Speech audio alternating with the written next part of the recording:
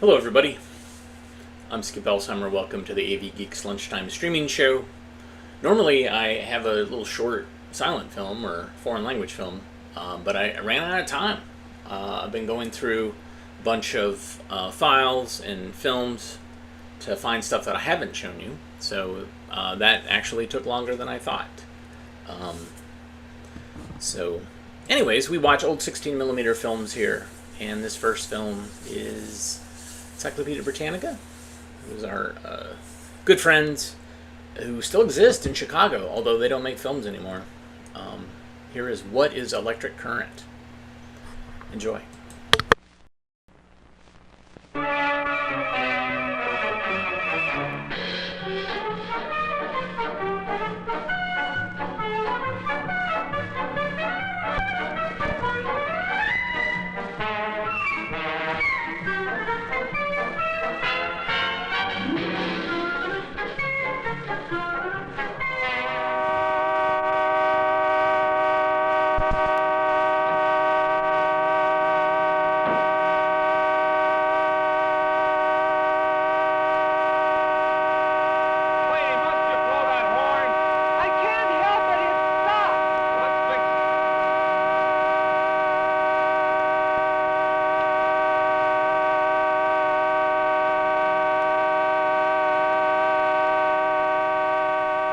In a car, the source of electric current is the battery.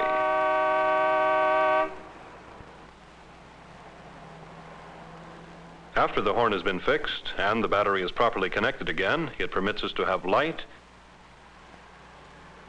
heat,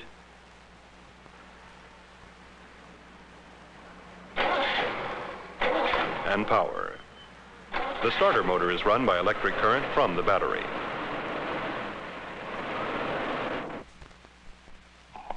We can also use house current to get light,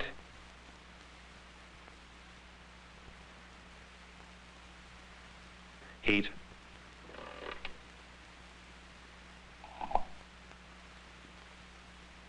and power.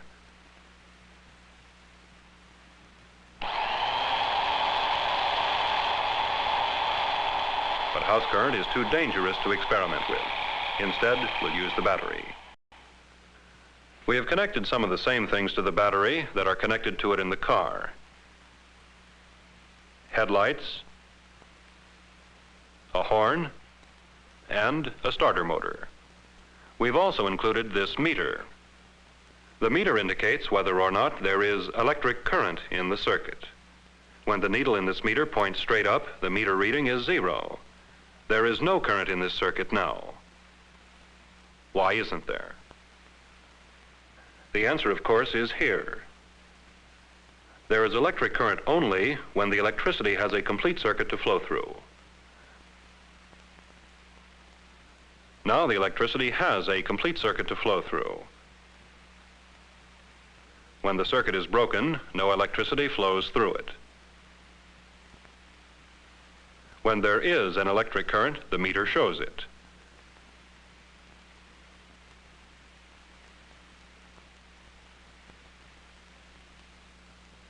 By completing the proper circuit, we can cause electricity to flow through the headlights, or the horn, or the starter motor. But can we really see anything flowing through this circuit? Here is something that we can see flowing. And here is a meter that indicates when water is flowing through a pipe. The meter reads 0 when the flow of water is stopped.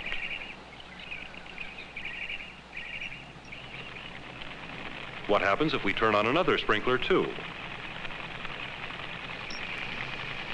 Now there is more water flowing through the pipe and the meter reading is higher. If we turn on another sprinkler, the reading is higher still.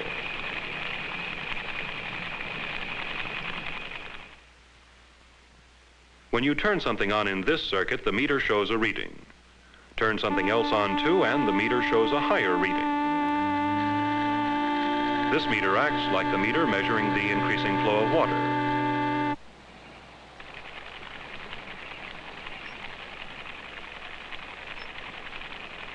This is one piece of evidence to suggest that there is something flowing through these wires that acts in one way at least like water flowing through pipes.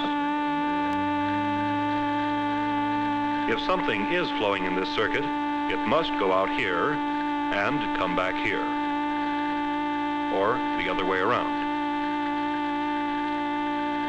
Let's say for the sake of argument that it flows out through here, along the wire through the meter, making it give a reading, through the closed switch, through the headlights, making them light,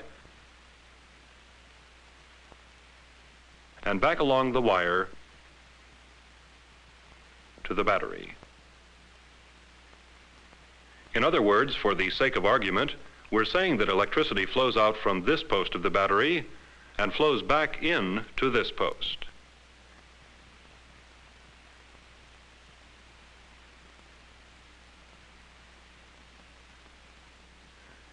If what we've said is true, now the electricity is flowing out from here through this wire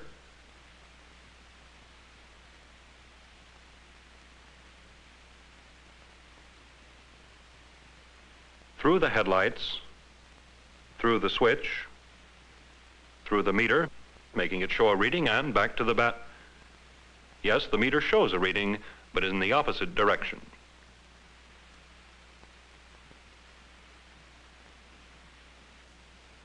Reversing the wires doesn't seem to make any difference to the headlights. They light with the wires in either position. But look what it does to the meter. The meter shows a reading when the wires are attached either way, but the reading is in one direction when they're like this, and in the other direction when they're like this.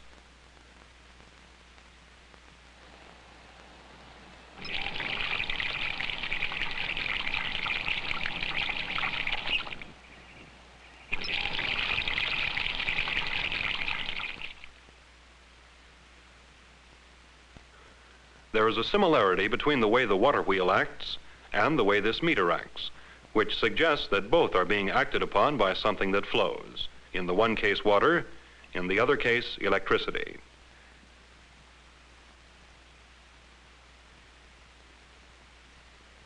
Between this battery and these headlights, there are several thousand feet of wire.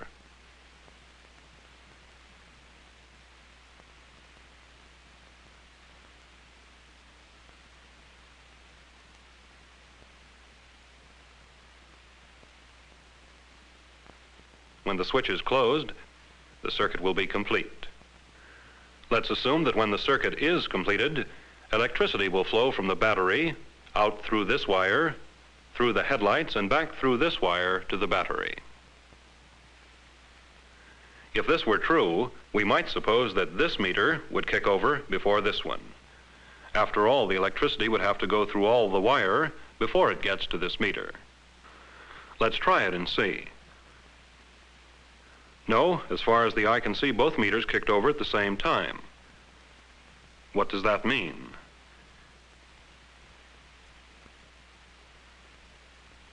Here is a loop of clear garden hose.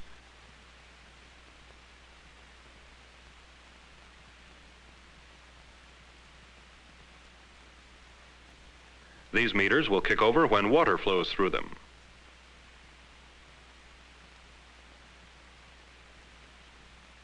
When this pump is turned on, it will pump colored water from this container out through the circuit of hose.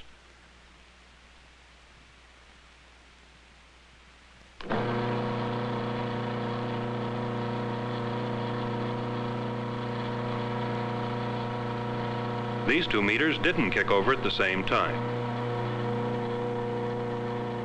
The water flowed through this one first, and then through this one. Now the hose is full of water.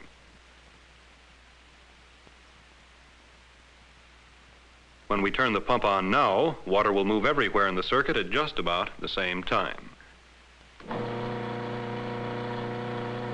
And the meters kick over at the same time. Why do these meters kick over together? We could explain it in the same way by assuming that whatever it is that's flowing in this circuit is already in the wires. The battery would be acting in somewhat the same way as a pump. The wires like pipes that are already full of something that can flow.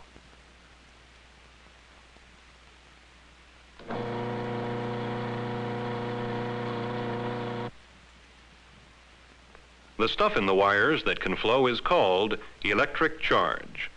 When something pushes electric charges and makes them flow, then there is an electric current. We'll look at another piece of evidence that goes to prove that the electric charges are already in the wire.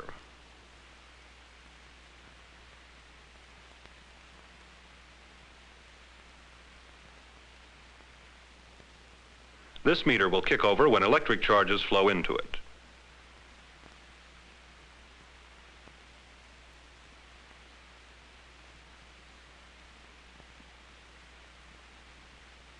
When electric charges reach the piece of gold foil in this gadget, the foil will move away from its support.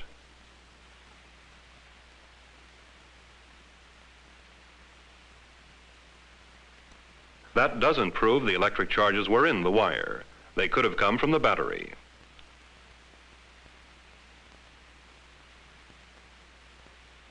This is a plastic coat hanger, and this is a silk scarf. You've probably observed that rubbing things can sometimes cause electrical effects.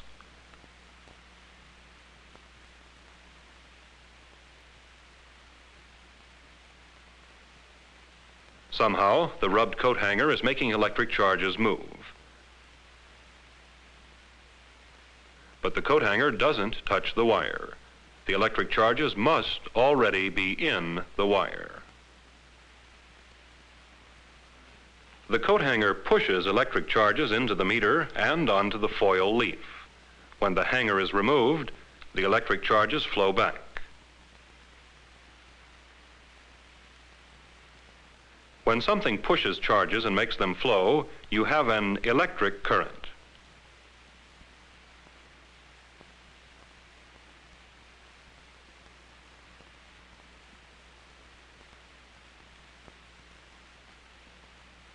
Don't think that electric charges are found only in such things as wires. We believe today that electric charges are in all materials. We believe that any material in the universe has electric charges in it, and there's lots of evidence to back that up.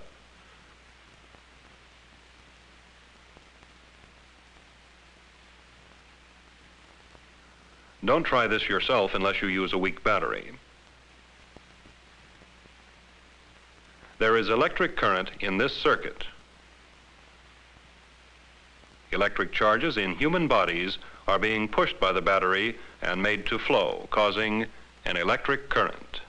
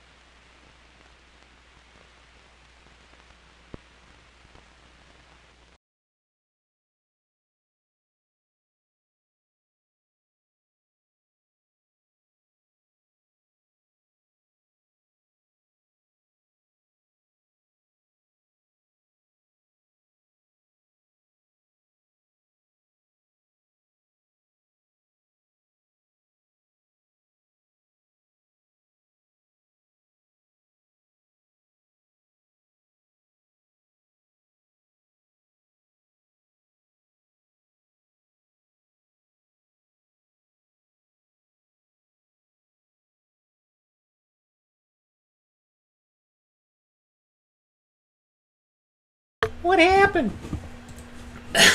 Sorry. I'm so sorry. I got caught up talking about shelving with one of my assistants. We're trying to move everything off site, and I was talking to him, and I was like, well, getting into like, well, maybe we should do this as a strategy, and blah, blah, blah. And I was like, oh, wait, I'm doing a show. I'm so sorry. Hope you weren't waiting long.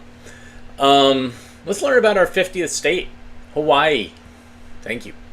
Enjoy.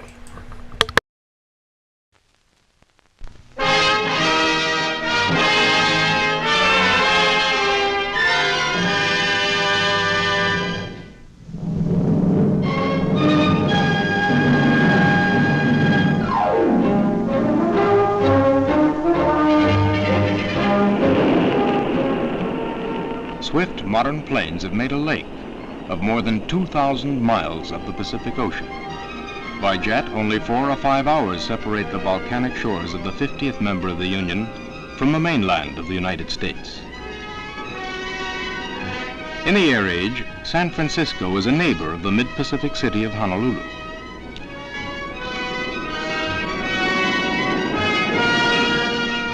On a map, the Hawaiian Islands are tiny dots, distant from everywhere. Yet they have attracted people from everywhere. There are 20 islands in the group, but only 8 are inhabited, large enough to show on this map. In Hawaiian, Honolulu means sheltered bay. The city affords excellent harbor on Oahu, the 3rd largest of the islands. Large modern vessels that ply the Trans-Pacific Highway call here. 1,500 years ago, the first people came to the islands in rafts or tiny boats. They came from Asia and Polynesia, the nomads of the sea, looking for a new place to live. That is how the story of Hawaii began. In 1958, Honolulu dock workers unloaded more than 3 million tons of cargo from around the world for the people of Hawaii. Construction material, machinery, automobiles, household appliances, clothing.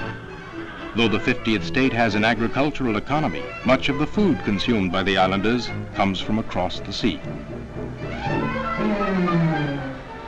Half the people of all the islands live in Honolulu. Though far from the mainland, the streets of the mid-Pacific city are typically American.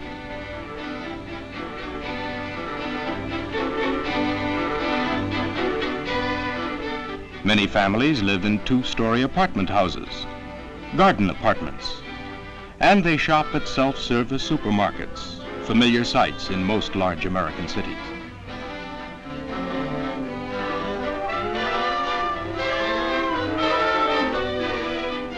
But the 50th state adds something new to the heritage of the United States. King Kamehameha becomes part of American history. He united the tribes of the islands 150 years ago.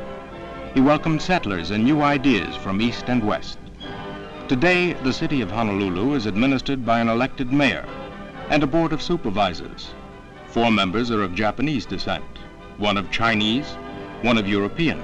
Tracing his family to the very first settlers is Mr. Kauhane. Duke Kahanamoku is also Hawaiian. He served as sheriff in Honolulu for many years. You may have heard of Duke Kahanamoku. He starred as a swimmer at the Olympics of 1912, 1920, and 1924. The post office is a busy place in Honolulu. With so many people with relatives in so many lands, there is much mail to be delivered. George Hara, the postmaster, is of Japanese descent. The seat of the state government is at Iolani Palace. In May 1959, the territorial legislature met for the last time. In preparation for full statehood, a 25-member Senate and a 51-member House of Representatives had been established to represent a cross-section of opinion of all the people of the islands. Hawaii's first representative to the United States Congress, Daniel Inouye, and one of her 2 senators, Hiram Fong, sat in this legislative body with men named Cravalho, Esposito, Trask, Takahashi, and Kauhane. The names recall many lands, but all these men are Americans.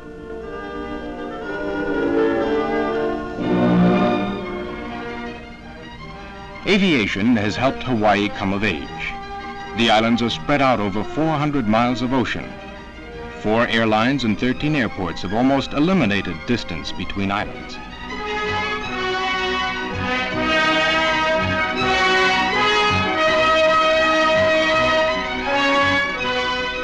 With the stewardess, we can point out some of the features of Hawaii, like the pineapple industry. To most Americans, Hawaii and pineapples have become almost synonymous. Americans themselves introduced the fruit here 50 years ago. Today, 15,000 men and women are employed in Hawaii's pineapple fields and factories. Most of the crop is canned for export. Poultry raising is a secondary industry. Shigeto Miyashita has 9 acres of land on which he keeps 20,000 fryers and 2,000 layers. 2 hired hands help him run the farm. His wife grades and packs the eggs for market while their son watches. Soon, he too will be helping. The cattle and dairy industries of the islands are growing. Livestock farmers keep pace with all the newest techniques in animal husbandry.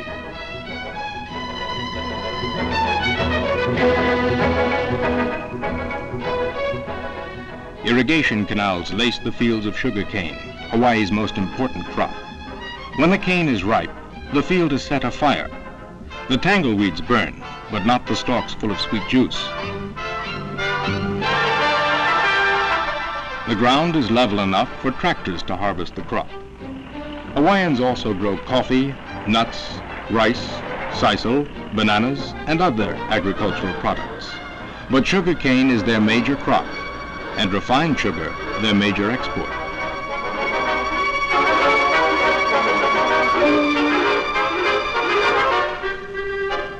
A flight over the islands offers some spectacular views. The stewardess points out the smallest of the islands, Molokini. Of course, it is uninhabited. The pilot takes the plane past Mauna Kea. Measured from its base at the bottom of the sea, it would be the world's tallest mountain, almost 6 miles high. The ocean itself provides splendid and ever-changing scenery, a perfect setting for all water sports at which Hawaiians excel.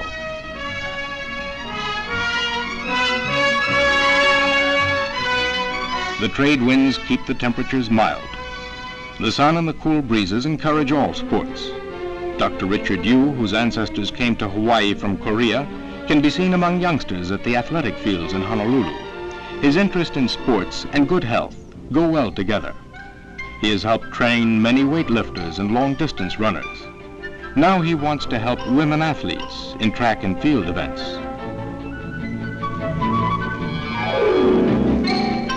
With the coach of the University of Hawaii, Moses Ome, he watches trials to pick his state's representatives to the National Women's Athletic Meet. One day, one of these girls may add to the list of Hawaiians who hold Olympic medals.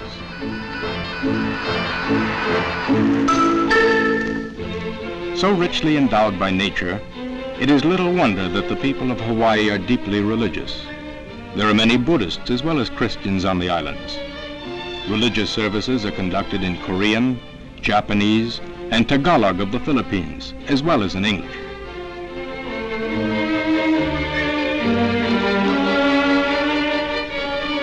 The 50th state provides free education for 130,000 children, almost a quarter of the population of the islands.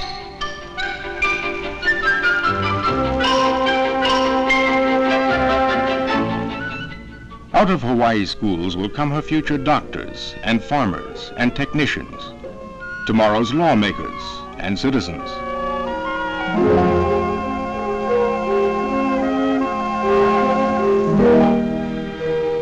Those who complete high school can go on to one of 5 colleges on the islands. The University of Hawaii was founded 7 years after the islanders voted to become territorials of the United States in 1900. Today it has an enrollment of 7,000 students. Its large library has books on every subject in many languages. The Oriental collection is particularly large. This far western state of the United States has firm roots in the Far East. The newspaper Hawaii Hochi can be turned from both sides. It is printed in Japanese and in English.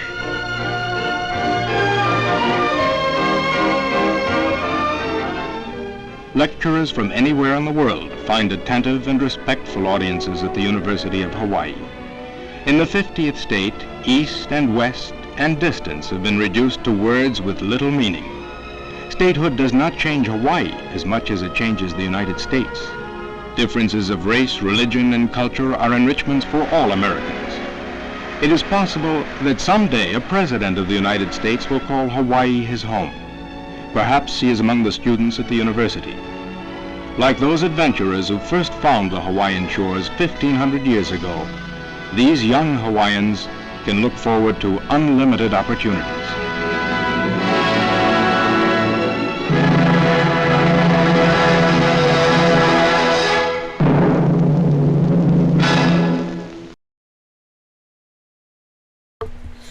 Some information about the United States Information Service. That was is our country's propaganda wing. There were lots of films, books, periodicals, radio, audio generated to talk about how great the United States was to the rest of the world. And so in it is actually some fascinating looks at the cultures in the individual states and cities, all of that. And the thing was, what was interesting is that there was a law that said that these films could not be shown in the United States for a certain number of years, like 30 years or something like that, because they were afraid that the message in the film might affect politics or might be propaganda in the United States, which is just crazy. So yes, someone pointed out that the thing that I show a lot, the 200 cartoon that I show often, which is a psychedelic look at the bicentennial, that was basically there was a grant for the bicentennial project, and they gave it out to different filmmakers, including this experimental filmmaker who did a lot of psychedelic animation, and so that became 200. And I think that was actually shown because I think it was part of a different grant project, but essentially I've got some other United States Information Service stuff showing up, so we'll keep watching. This one, what time is it? Okay. Is made by an oil company about North Carolina, and I have not seen it. I'm excited to see it because it shows me what North Carolina looked like maybe in the late 40s, early 50s, and it's promotional. It's called Meet North Carolina. And the thing is, I don't know why an oil company did a thing about North Carolina. It makes sense if they do it in states that have significant oil, where Humboldt oil is a presence, but I don't know, this might have been part of a bigger series. Maybe we will find out. Enjoy.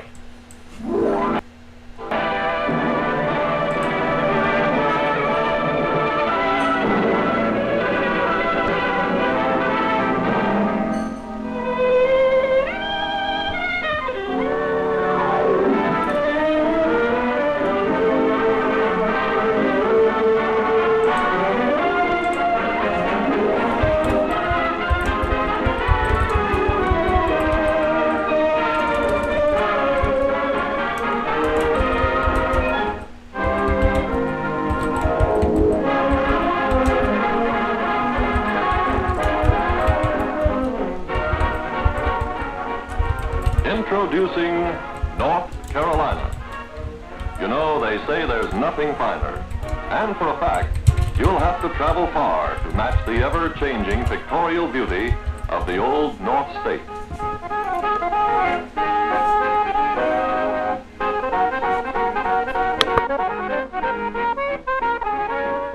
Probably there's no place more beautiful to begin your acquaintance than here on the Blue Ridge Parkway, a sky-high avenue that winds along the crest of the Appalachian Range. For more than a century, travelers have visited this mountain country. 100 years ago, they came on horseback, in stagecoaches, and ox carts. Today's travelers enjoy the same scenic vistas, traveling in comfort and safety along America's most spectacular mountain boulevard. There are no trucks or buses on this highway, not even a telephone pole to mar the visitor's view.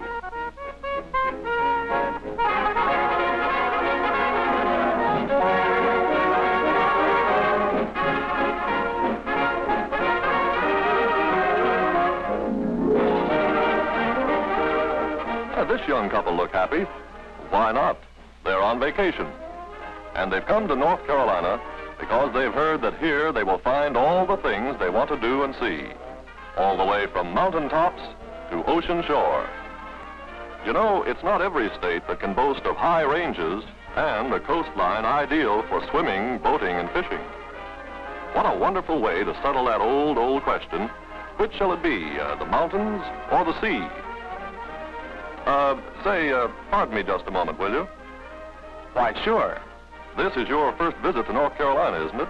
That's right. Don't know much about it, but it sure looks fine from here. Yes, it does look fine. And we think it is fine. You say you don't know much about it, so here goes. Here's where you are, right on the top of the greatest mass of mountains in the eastern United States. East of the mountains lies the rolling country of the Piedmont. Beside fine farmlands, this section contains most of our big industries, powered by electricity developed from the state's abundant water supply. Eastward again are the coastal plains, one of the richest agricultural regions of the South. Rich in history, too, for it was here, nearly 3 centuries ago, that the first English colony in America was established. A scene very much like this greeted Sir Walter Raleigh's settlers when they first met North Carolina. On this exact spot lived that colony, only to disappear without a trace, leaving a mystery unsolved to this day. On Roanoke Island, during the summer months, a dramatization of that mystery is presented. It commemorates, too, the birthday of Virginia Dare, first child born of English parents in the New World. I baptize thee, Virginia, in the name of the Father, and of the Son, and of the Holy Ghost.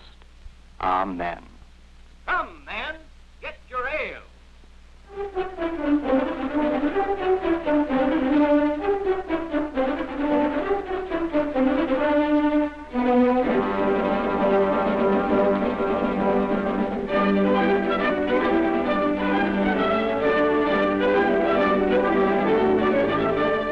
Although this first attempt at colonization was a failure, later settlers were successful. Not far from Roanoke Island, North Carolina's first permanent settlement was established. The town of Bath, which centers around this old church built in 1690. Throughout the state, landmarks in its history and progress are found. One of the most stately of these is Orton Mansion, established in 1725, symbolic of an era of colonial prosperity. This tower overlooks the campus of the University of North Carolina, first state university to open its doors in the United States. Dear to the hearts of all alumni is the Old Well, for 150 years a favored meeting place of undergraduates. You know, North Carolina seems to have a knack for staying in the headlines of history.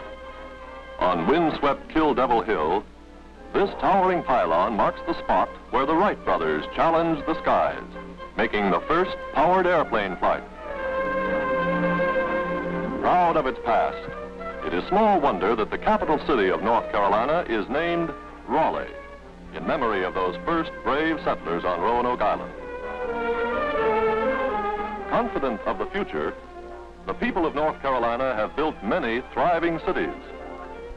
Charlotte, the Queen City, largest in the state and center of industry, trade, and transportation. Greensboro's strategic central location makes it an important distribution point. Tobacco capital of the world, Winston-Salem. Durham is another important tobacco and manufacturing center, and it's the home of Duke University, one of the most heavily endowed schools in the United States. These handsome Gothic buildings, set in a spacious campus, attract many visitors.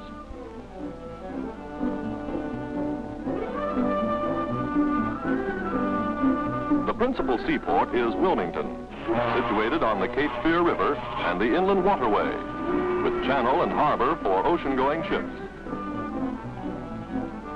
In a setting of emerald forest and blue hills is the city of Asheville, high on a plateau between the Blue Ridges and the Great Smoky Mountains. Hub of an extensive resort area, it is the metropolis of western North Carolina. Among Asheville's many attractions is Biltmore House, a chateau that has been called the most beautiful home in America. Now open to visitors, Biltmore House contains a treasury of famous paintings and other well-known and historic works of art. Say, that's all right. I'd like to see some of those places for myself. And there's no reason why you shouldn't. But you'll see lots of other things in the state you might like to know something about. Take that cigarette you're smoking. You may not know it, but 7 out of every 10 American cigarettes come from this state. It begins here. Fields of green, growing tobacco, stretching from the Piedmont through the coastal plains. In late summer, scenes like this are on every hand. Farmers harvesting the state's most profitable cash crop, stripping the matured leaves from the stalks. At this busy season, the whole family and all the neighbors turn out to prepare the valuable crop for market. The leaves are made into hands.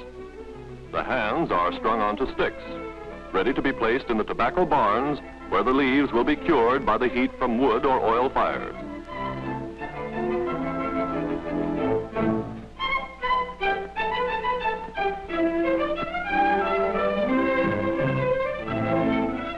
This curing gives the tobacco the characteristic golden color, which means market time, money in the bank, the necessities and the comforts of life for the whole farm family. In the town of Wilson, the traveler may visit the largest bright leaf tobacco market in all the world. He may even see and hear one of the famous auctioneers as he conducts a tobacco sale. And here's an auction in progress. Let's watch and listen.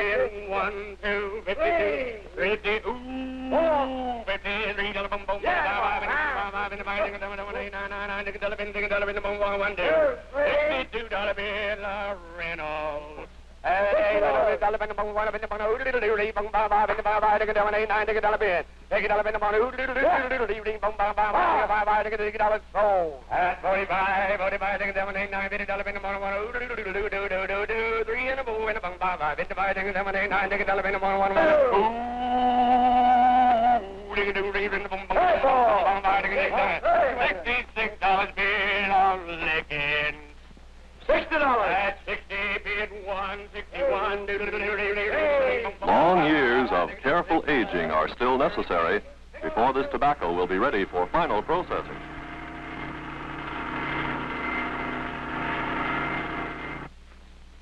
And then, in huge factories in Winston-Salem, Durham, and Reidsville, the long process which started in the fields culminates in the manufacture of best-known brands of cigarettes and smoking tobacco.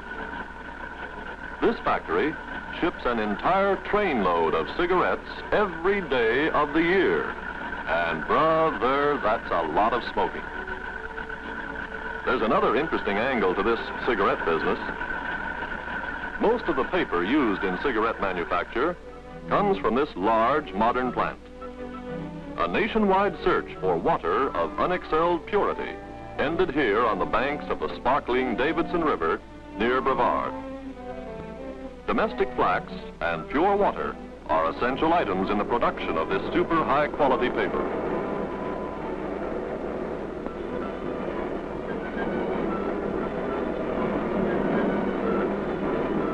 The big rolls are cut into little ones. Each of these small rolls contains enough paper for 85,000 cigarettes. Fishing is one of the more important occupations along the coast. Strangely enough, the most important catch is not primarily a food fish, but the fabulous menhaden. Always found in enormous schools, these fish seem to favor the North Carolina shore. As a result, an important marine industry has been developed based on the valuable oil extracted from the menhaden. Oil used in soaps, in paints, used as a lubricant, as a medicine, and as a sizing for textiles. Even the residue is valuable as a high-protein stock feed and for fertilizers.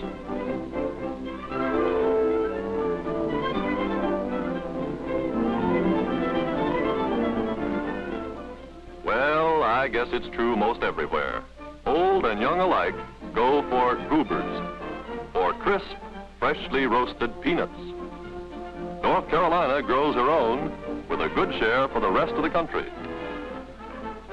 The loamy soil of the coastal plain is dotted with hundreds of fields. In early autumn, the tuber-laden vines are taken from the ground and stacked to dry. Later, harvesting equipment moves into the fields to separate the nuts from the dried vines.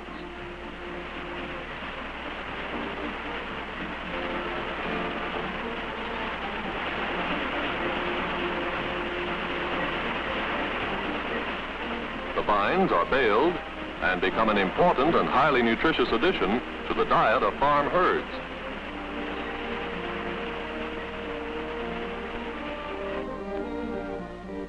Peanuts themselves are made into dozens of products and hundreds of byproducts. But the most familiar form is Old Man Peanut himself, roasted to a golden, tasty brown.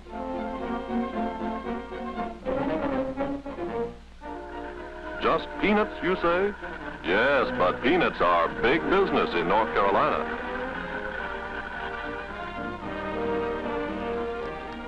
More North Carolinians earn their livelihood from the manufacture of textiles than from any other industrial endeavor. The state grows a lot of its own cotton, and it's a good customer for its cotton-growing neighbors.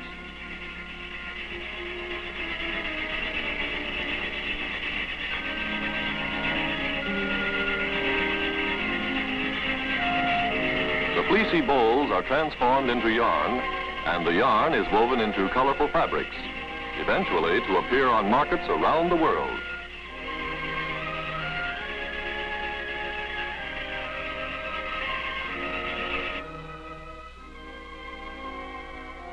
Here's another kind of weaving, one that might interest the ladies: the manufacture of nylon hose.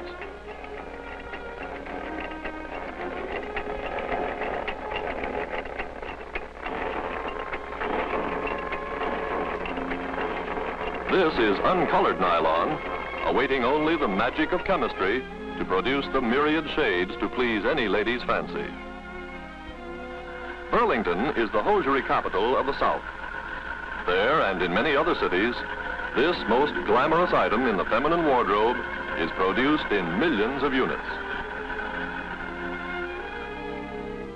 The traveler in North Carolina will see everywhere evidence of the state's chief natural resource.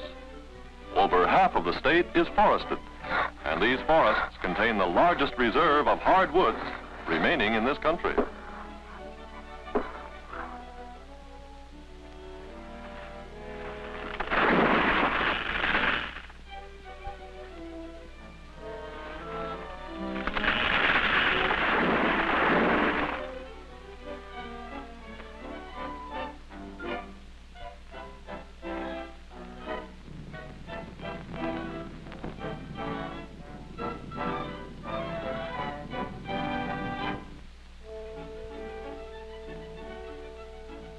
Hundreds of thousands of acres of the best lands have been set aside as preserves, where scientific lumbering and reforestation assure a never-failing supply of this essential material.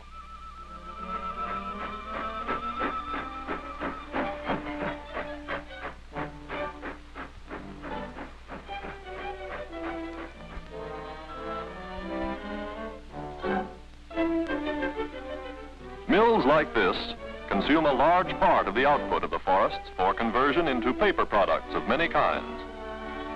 Perhaps the paper on which your favorite magazine is printed came from this very factory.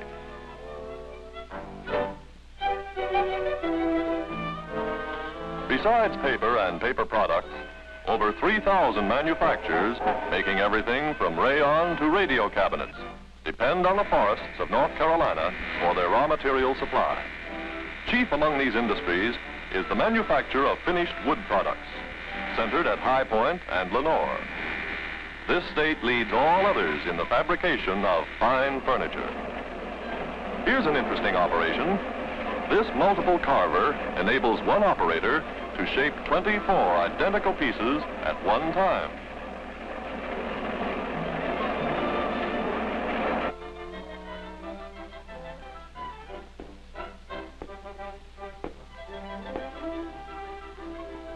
Wood from the hills, fabrics from the mills, plus the skilled craftsmanship of the old North State, combine to make furniture that is really fine. Furniture that one day may grace your living room.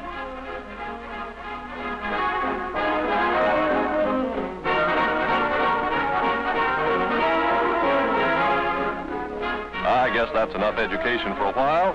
You got a long way to go. You'd better get on with that vacation.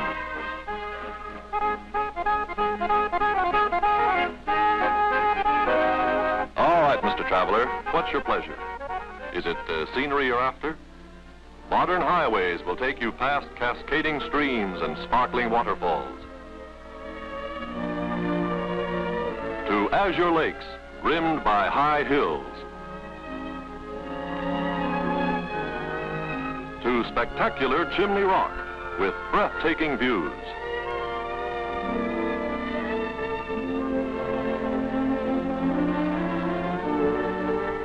to the very top of Mount Mitchell, highest point in the eastern mountain range, or up the rugged slopes of Old Grandfather himself, which geologists claim is the oldest mountain in the world.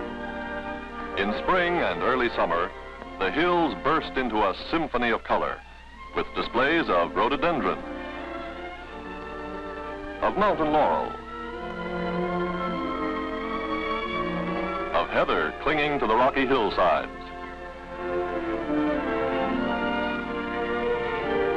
and the flame azalea found nowhere else on this continent. Everywhere you go, you'll find settings of incomparable beauty. In fact, nice settings for your own vacation photographs. And you don't have to go far west to enjoy dude ranching. Modern, mile-high resorts provide facilities, plain or fancy, for the Wild West fan. Most popular national park in America is in the Great Smoky Mountains. Readily accessible by automobile, it is threaded by marked and graded trails, leading the adventurous vacationist to points of interest denied to casual motorists. While you're visiting the park, don't be surprised if you meet a friendly bear or two. Interesting acquaintance, yes, but don't get too chummy. Mr. Bear's idea of a love pat is the human equivalent of a knockout punch. If meeting bears or footing it aren't your ideas of fun, you may prefer the comforts of one of the many modern resort hotels or lodges with sports and recreation right outside the door. Something more modest? Many visitors prefer a cozy mountain cabin.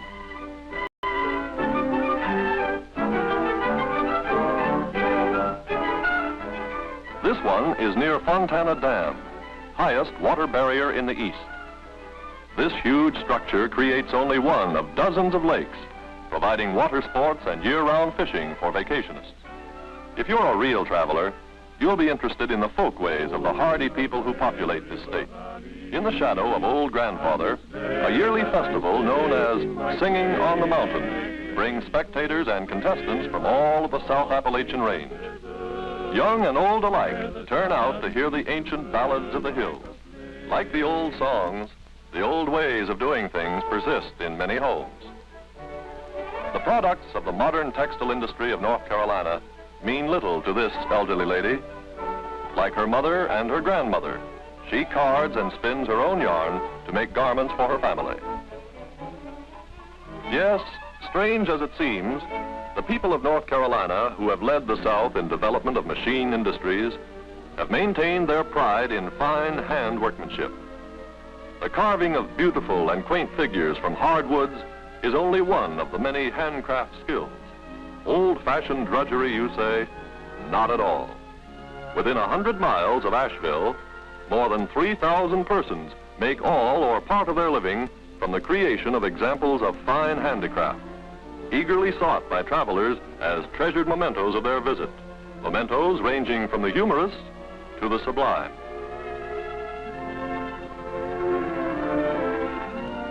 Say, this is a pretty scene. Looks like one of our vacationing friends. And sure enough, it is. I guess she doesn't realize that outfit she's wearing would scare any respectable trout a mile downstream. Hey, what's this? Looks like she's hooked one. And she has. Well, it just goes to show you. North Carolina streams are kept so well stocked that even an amateur angler has a chance. The state even reserves one trout stream exclusively for women fishermen. Wonder where her husband is. Well, no sooner said than done.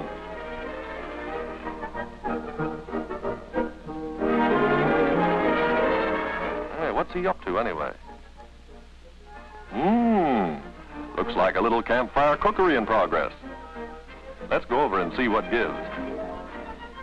Trout on the fire. Beauties, too.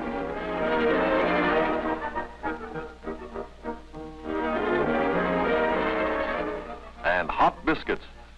Say, this lad is quite talented.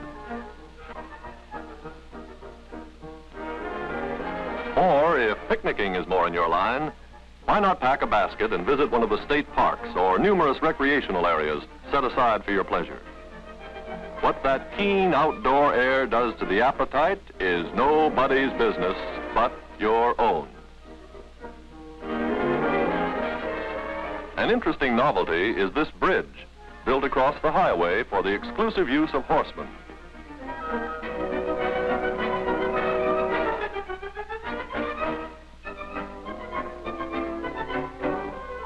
Hundreds of miles of bridle paths wind through the forested hills of western North Carolina. If you don't want a horse, borrow his shoes. You can still have fun. Besides mountain streams, the Bass Lakes are popular with inland fishermen. None more so than Lake Lure. In its alpine setting, where swimming, boating, and aquaplaning round out the vacationist package of pleasure.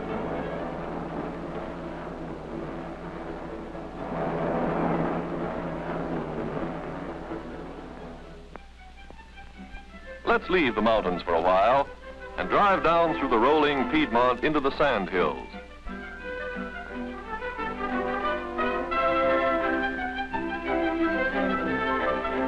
Once an ancient sea covered this country and left behind it the characteristic dunes of golden sand, the dwelling place of the stately longleaf pine, of holly and dogwood. For reasons unexplained by science, the sand hills enjoy an unusually mild climate, crisp, cool nights, sunny, brilliant days. So it's no wonder that for half a century, this region has been a popular winter resort. And it's no wonder, too, that golfers flock to these resorts in such numbers, because even when it showers, the thirsty sand absorbs the water so quickly that in a matter of minutes, a foursome can resume play.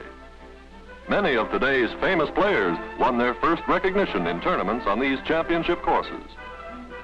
Riding, fox hunting, tennis, and other outdoor sports can be enjoyed almost every day.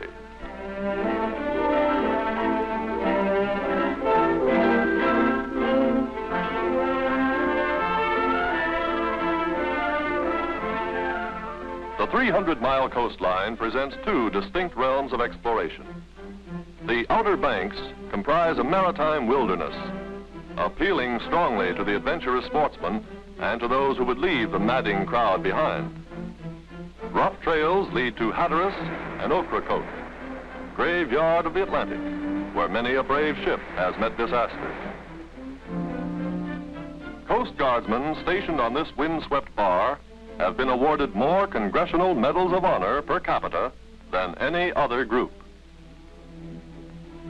The little fishing village of Hatteras looks peaceful indeed, and it is peaceful. No police, no sheriff, and not even a jail. But the fishing, it's wonderful. In contrast to the isolation of the Outer Banks are the easily accessible beach resorts. Sun and sand and the tumbling surf make these popular playgrounds.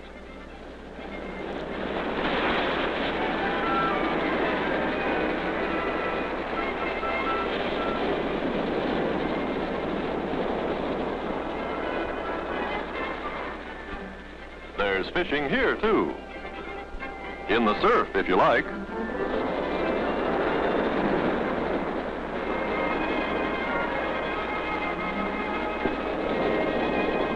Or try your luck from a pier. But some sportsmen take to the open seas.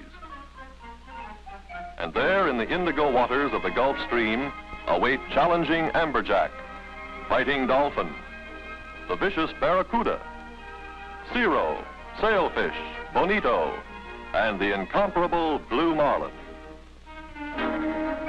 The growing legion of small craft sailormen find in North Carolina's sounds and rivers many hospitable waters for their graceful sport.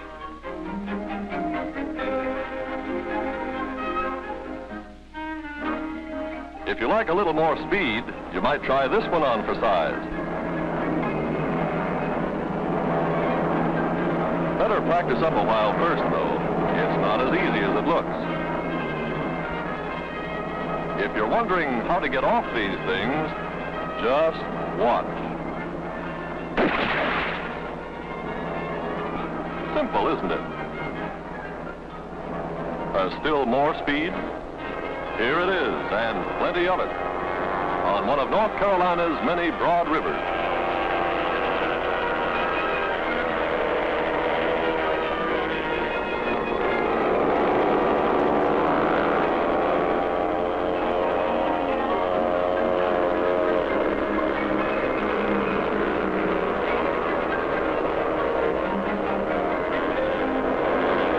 Just as we saw in the mountains, there's plenty of scenery in other parts of North Carolina. In fact, the scenery along the beach is unusually pretty.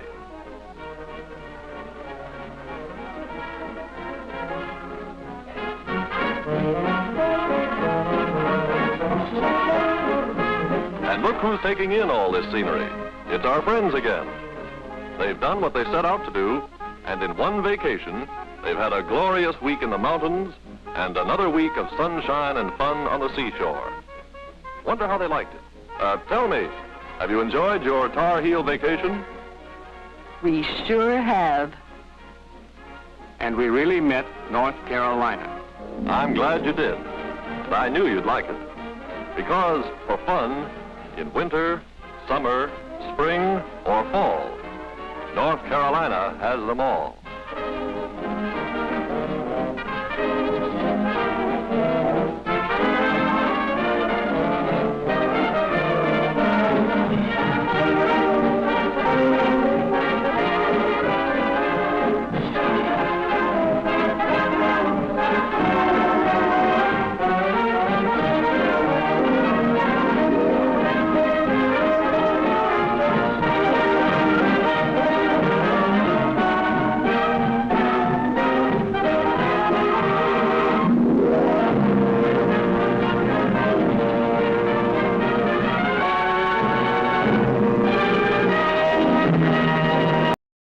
Woohoo!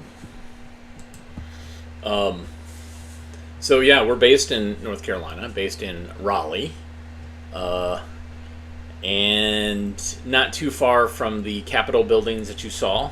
We're probably a 30-minute walk from there, 5-minute drive from there. I used to do, well, actually, starting again in next year, I'm going to continue doing screenings at the Science Museum there, the North Carolina Natural Science Museum. And I show feature films, but I always show a film from my collection, and it's a lot of fun. The last one we showed was Men in Black, which was hilarious and insane. And we have experts that answer questions loosely related to the science there, but it's a lot of fun. And it's right down near the Capitol. Yeah, so Humble Oil, I guess, did a series of these about different states in the Union. And a lot of that stuff still kind of holds true, although furniture manufacturing has faded a lot. There's still some that exist kind of in High Point area. Hosiery is almost entirely gone to China. Or other countries. Agriculture, tobacco still made, cotton still made, sweet potatoes. There's a lot of sweet potatoes made, and there's a lot of pigs raised in rural North Carolina. Golf is still a thing. What else? I don't know. There's more stuff. Pharmaceuticals, actually, that's grown, and tech companies have actually grown because of Research Triangle, which existed after this film was made. But oh yeah, and AV Geeks is based there. So there's a bunch of 16mm films sitting in 7 storage units in Raleigh, yeah. So if you're actually based in the area, a friend of mine, Robert Austin, is showing at King's, which is downtown Raleigh, showing a bunch of movie trailers, like outrageous 70s, 80s movie trailers. That's starts at 8 o'clock. I think doors open at 7, but I'll be down there. And yeah, come on down, and maybe I'll see you, and we can say hi in person. Otherwise, come back tomorrow, and I'll try to be more attentive to what's happening on the stream as far as like, what time is it? Oh yeah, I'm still doing a show. And we'll show you some more films. Yeah, I hope you like, we've been mixing and matching stuff. I'm not using the scanner for this week because we're doing so much stuff off-site that I don't have any films on site anymore that don't... basically, I have to do a lot of work to get them on the scanner. So next week, we'll start doing that again. But thanks so much for tuning in. We will see you tomorrow. If you like what you saw, hit the thumbs up or the like button. Though, even if you've done it before, even if you did it yesterday, do it again. You can also support us financially by using the Super Thanks button, which will float us some cash that we will use to buy cores, but really we'll end up using to pay rent on 7 storage units. You can also go to ko-fi.com/avgeeks or patreon.com/avgeeks. Those are great ways to support us, and we will see you tomorrow. Everybody have a great rest of your day. Thanks, some of you, for chiming in. I see some new names that I haven't seen in a while, so we'll see you soon.